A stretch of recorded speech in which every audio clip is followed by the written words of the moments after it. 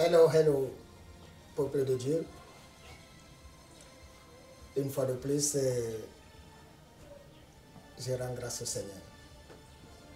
Je sais que tu m'écoutes, je sais que tu es scotché, je sais que tu as beaucoup de questions que tu te poses à toi. Je sais aussi que il y a tellement à dire, tellement à raconter, tellement à faire. Parce qu'à la lumière de tout ce que tu as écouté depuis jadis, on a l'impression que tout est scellé. Mais non. Dieu renouvelle ses bontés quotidiennement. Voilà pourquoi il nous a prévenus en nous disant que mes voies ne sont pas les vôtres et vos projets ne sont pas les miens. Ce qui fait que 1000 ans pour vous serait un jour pour moi. Et un jour pour moi sera 1000 ans pour vous. C'est pour ça que cette œuvre, lorsqu'on parle d'esprit, lorsqu'on parle du mystère, attention, il ne faut pas s'y aventurer lorsque tu n'as pas reçu l'appel de Dieu. Beaucoup me diront, oui, mais toi tu parles, il y a plusieurs qui viennent souvent et nous, au début, nous racontent Dieu m'a envoyé, mais après ça va dans tous les sens. Soit le Christ a préparé tout cela et on ne peut pas empêcher un homme de venir et de dire le Christ m'a mandaté. Mais il a dit une chose, vous les reconnaîtrez par leurs fruits. Un bon berger ne pourra jamais entrer par la fenêtre. Il entre par la porte et les brebis reconnaîtront toujours sa voix. Mais l'œuvre de Dieu devient, ça va dans tous les sens parce que il y a beaucoup de loups qui se sont introduits dans la bergerie.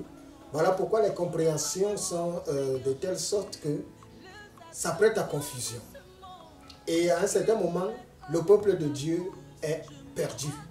Parce qu'on ne sait même plus à quel sens se vouer. D'aucuns viennent avec ce message, d'autres viennent avec celui-ci, s'embrouillent et s'embarrassent tellement les enfants de Dieu.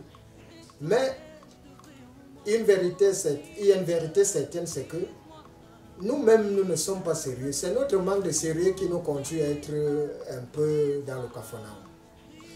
Aujourd'hui, je voudrais te parler des bienfaits de Dieu pour te dire que le Dieu dont tu parles et que tu dis que tu sais au quotidien est un Dieu incontournable. Il n'y a pas de vie sans Dieu. Il n'y a rien sans Dieu.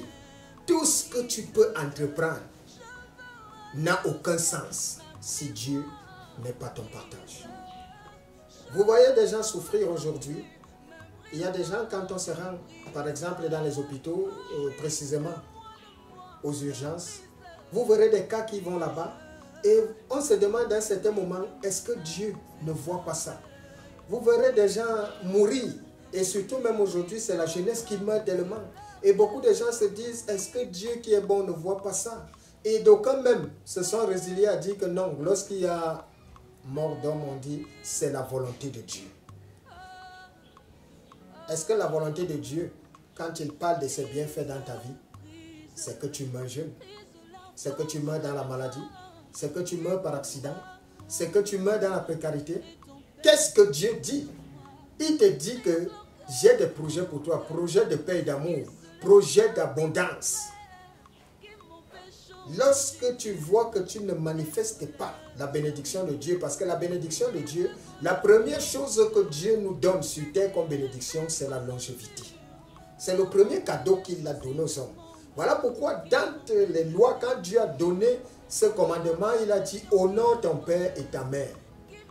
Commandement avec promesse, afin que tes jours soient prolongés sur la terre que l'Éternel ton Dieu te donne. Ça veut dire que mourir jeune, mourir précocement n'entre pas dans le plan de Dieu pour toi, pour moi. Un enfant de Dieu ne meurt pas par accident. Impossible. Un serviteur de Dieu ne peut pas mourir par accident ou connaître une mort précoce ou mourir par la sorcellerie. C'est contradictoire. Parce que lorsque tu lis le psaume 121, 127 autant pour moi, le psalmiste te dit carrément que si l'Éternel ne bâtit la ville, ceux qui la bâtissent travaillent en vain. Si l'Éternel ne garde et si l'Éternel ne veille sur toi, tout ce que vous faites est vain. Ça voudrait dire quoi? Ça voudrait dire que dans nos vies, pour que ta vie ait un sens sur la terre, il faudrait que le Christ soit le centre de toutes tes préoccupations. Et lorsque le Christ est au centre de toutes tes préoccupations, tu n'as pas besoin de dire aux hommes que je sers Dieu. Les hommes verront que tu sers un Dieu, parce que lorsque Dieu doit répondre aux hommes, ce n'est pas la bénédiction qu'il met dans ta vie. Et la bénédiction que Dieu met dans ta vie est, premièrement, il doit te donner la longévité. Tu dois vivre longtemps, bien-aimé. Arrêtez de penser que ceux qui meurent, autant pour moi, précocement, c'est parce que c'est la volonté de Dieu. Non. La mort précoce, c'est entrer dans le monde à cause d'en fait la désobéissance. C'est à cause de la désobéissance que nous mourrons jeunes. C'est à cause de la désobéissance que nous mourrons malades. C'est à cause de la désobéissance que nous mourons dans la précarité, dans la disette, dans la mendicité, dans la faim. Alors que Dieu, il te dit, si tu marches avec moi, ouvre Malachie chapitre 3, il dit qu'il bénira l'œuvre de tes mains. Tu seras prospère dans les champs comme dans la ville. Il te comblera de tous ses bienfaits. On a l'impression que ces paroles concernent une minorité de personnes, alors que ça démontre juste à suffire que beaucoup ne servent pas Dieu. Le Dieu dont je te parle est un Dieu, on marche pas avec, on ne sert pas Dieu sans le mettre à l'épreuve. Dieu est incontournable. Lorsque nous sommes appelés à être au service de Dieu, Dieu a l'obligation de s'occuper de nous. C'est comme une histoire d'un parent qui donne naissance à son enfant. L'enfant n'a pas demandé à naître. Par conséquent, le parent a l'obligation de faire de cet enfant un homme. Et Dieu te dit que si dans la chair, méchant que vous êtes, comme le Christ nous l'a bien dit, vous savez donner des bonnes choses à vos enfants, à plus forte raison, votre Père Céleste donnera-t-il des bonnes choses à ceux qui les lui demandent. Juste pour répondre à ta préoccupation, parce qu'on t'a déjà abasourdi l'esprit avec cette histoire que les enfants de Dieu, oui, mieux je meurs pauvre sur la terre, parce que dès que je vais mourir, je vais prospérer au royaume des cieux. Il y a la bénédiction impossible. La première bénédiction que Dieu marque sur ta vie, c'est sur terre. Dieu te bénit d'abord sur terre. Parce que quand tu te lèves et tu appelles Dieu, les gens doivent savoir que tu appelles Dieu. Les gens doivent savoir que tu sers Dieu. Et Dieu, en retour, doit montrer aux hommes que tu le sais. Mais il ne s'agit pas de se lever et de chanter, de prier et d'aller à l'église pour dire qu'on sert Dieu. La marche avec Dieu est un processus. La marche avec Dieu est un engagement et c'est du sérieux.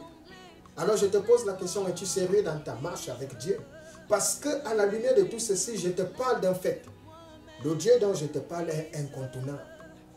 Lorsqu'il est dans ta vie, tu es en sécurité. Un enfant de Dieu qui est sûr de lui te dira que je ne peux pas mourir d'accident. Un enfant de Dieu qui est sûr de lui sait que son Dieu le protège. La possibilité t'est donnée de te coucher. Mais pour te relever, ça ne dépend pas de toi. Alors que beaucoup sont dans la crainte de la mort. Un enfant de Dieu ne craint pas la mort. Un enfant de Dieu sait que il quitte ce monde étant rassasié. Il quitte ce monde non dans la précarité, mais dans la bénédiction, parce que tout ce qu'il doit entreprendre doit automatiquement prospérer. Tout ce qu'il doit faire doit automatiquement prospérer. Et il y a des gens qui prient Dieu, mais qui restent dans la misère. Il y a des gens qui prient Dieu, mais qui sont dans la honte, qui sont dans la limitation, et ils se posent des questions. Comment faire? Est-ce que c'est normal qu'un enfant de Dieu reste dans la misère? Une misère sans pareil. Quand tu essayes des choses, tu échoues et tu es découragé. À un moment donné, tu te dis, oui, c'est au royaume des cieux que j'aurai ma bénédiction. Dieu a béni Abraham au royaume des cieux. Dieu a béni Moïse au royaume des cieux. Dieu a béni Jacob au royaume des cieux. Dieu a béni Joseph au royaume des cieux. Dieu a béni David au royaume des cieux. Il les a tous bénis sur terre. Salomon et tous ceux qui l'ont servi. Et quand il les a bénis, c'est une façon pour Dieu, comme il nous l'a dit, je marque la différence entre ceux qui me servent et ceux qui ne me servent pas. Si tu vois ta vie est coincée, Si tu vois, tu essayes des choses, rien ne va. Tu aimes ces messages où quand tu vas à l'église, on te dit, c'est les hôtels qui parlent contre toi. On t'a bloqué, il y a ta grand-mère qui est attachée. Quand tu es comment, tant qu'il y a un cadenas, on a jeté ça, tu aimes ce message. Parce que ça, tu te réconfortes et tu te dis, si on ne me bloquait pas, c'est que je suis loin depuis. Alors je te pose une question. Et c'est cette question que le Christ m'a envoyé te poser. Penses-tu qu'on bloque un enfant qui est en alliance avec nous? Penses-tu qu'on peut arrêter un enfant que j'ai béni? Penses-tu qu'on peut tuer un enfant que je protège? À toi de répondre à cette question et de me dire, est-ce possible que toi, étant au service de Dieu, un homme puisse décider que tu ne prospéreras pas et tu ne prospères pas? Le Dieu que je connais, c'est impossible. Le Dieu que je sais, c'est impossible parce que lorsqu'il a dit, la chose s'accomplit. Et personne ne contredit. Voilà pourquoi généralement, il y a deux choses qui sont notre problème. Le manque de confiance en Dieu et le manque de patience. Beaucoup sont des aventuriers. Ne sois pas le chrétien du dimanche qui va à l'église parce que tu vas juste, chacun sait le pourquoi il va à l'église. D'aucuns vont pour montrer leur nouvelle tenue. D'aucuns vont pour des rendez-vous. D'aucuns vont pour écouter la parole. Mais chacun sait le pourquoi. Et généralement, ce n'est pas le fait d'aller à l'église qui fera de toi un enfant de Dieu. Ce n'est pas le fait de prier, de jeûner qui fait de toi un enfant de Dieu. Pourquoi? Parce que il y a des gens qui prient mais qui sont d'une méchanceté sans pareil. Il y a des gens qui gênent, qui vont à l'église, à peine il est rentré, il ne peut pas donner un verre d'eau à quelqu'un chez lui. Et vous pensez que celui qui a Christ peut faire ça? C'est pour te dire qu'il y a un autre enjeu bien plus sérieux.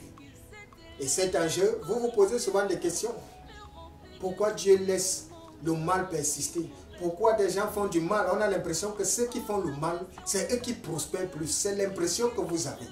Or, Dieu te dit déjà que le jour où tu t'engages à faire du mal, tu as déjà condamné et toi et ta destinée.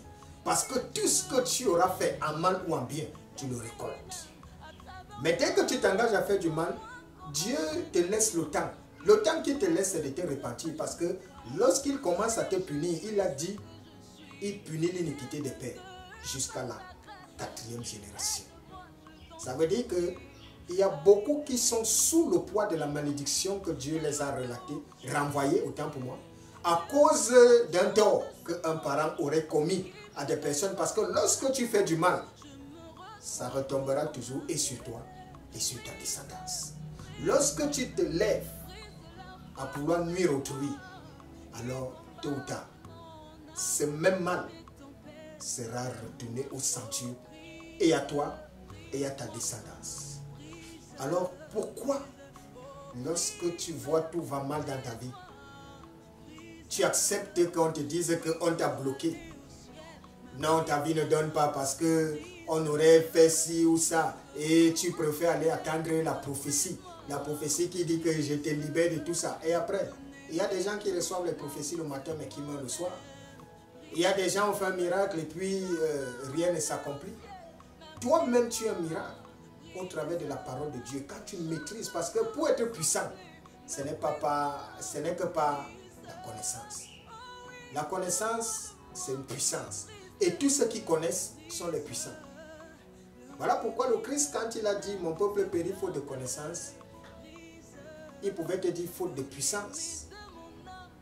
L'ignorance de chaque homme est sa propre montagne. Aujourd'hui, je vous apporte la révélation qui va délivrer et qui va porter la visibilité dans plusieurs choses, dans tous les compartiments. On t'a dit hier qu'il n'y a pas réponse à toutes les questions. En Jésus, il y a réponse à toutes questions. Voilà pourquoi je vais te dire que nous restons connectés. Parce que je vais te parler d'alliance. C'est quoi l'alliance? Je vais te conduire là-bas afin que tu comprennes mieux un certain nombre de choses. Dans le prochain épisode, je vais te parler de cette alliance qui est un problème pour nous les hommes. Shalom, shalom.